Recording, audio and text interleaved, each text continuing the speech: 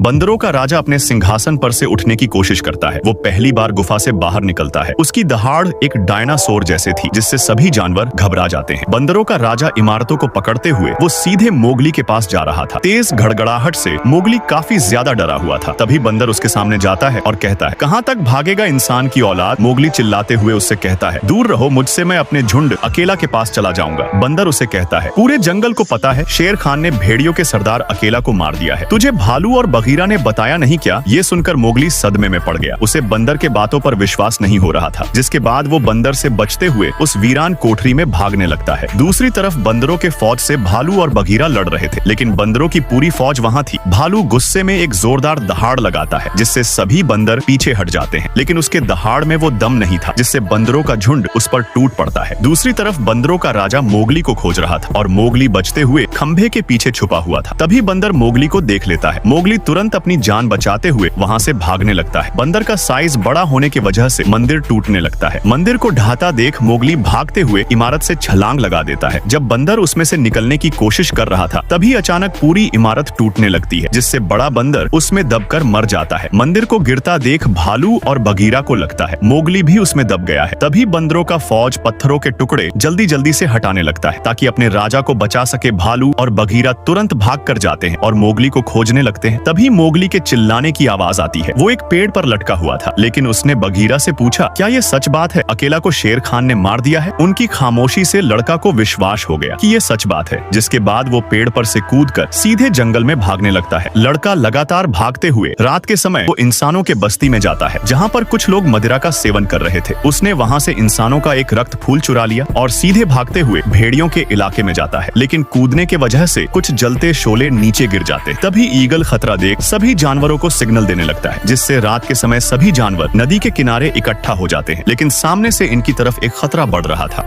बंदरों का राजा अपने सिंहासन पर से उठने की कोशिश करता है। वो पहली बार गुफा से बाहर निकलता है। उसकी दहाड़ एक डायनासोर जैसे थी, जिससे सभी जानवर घबरा जाते हैं। बंदरों का राजा इमारतों को पकड़ते हुए वो सीधे मोगली के पास जा रहा था। तेज घड़घड़ाहट से मोगली काफी ज्यादा डरा हुआ था। तभी बंदर उसके सामने जाता है और कहता है, कहाँ तक भागेगा इंसान की औलाद। मोगली चिल्लाते हुए उससे कहता है, दूर रहो मुझसे, मैं अपने झुंड अकेला के पास चला जाऊंगा। बंदर उसे कहता है, पूरे जंगल को पता है शेर खान ने भेड़ियों के सरदार अकेला को मार दिया है। तुझे भालू और बगीरा ने बताया नहीं क्या? ये सुनकर मोगली सदमे में पड़ गया। उसे बंदर के बातों पर विश्वास नहीं हो रहा था, जिसके बाद वो बंदर से बचते हुए उस वीरान कोठरी में भागने लगता है। दूसरी तरफ बंदरों के फौज से भालू और बगीरा लड़ रहे थे, लेकिन बंदरों की पूरी फौज वहाँ थी। भालू गुस्से में एक जोरदार दहाड़ लगाता है, जिससे सभी बंदर पीछे हट जाते हैं, लेकिन उसके दहाड़ में वो दम नहीं था, जिससे बंदरों का झुंड उस पर टूट पड़ता है।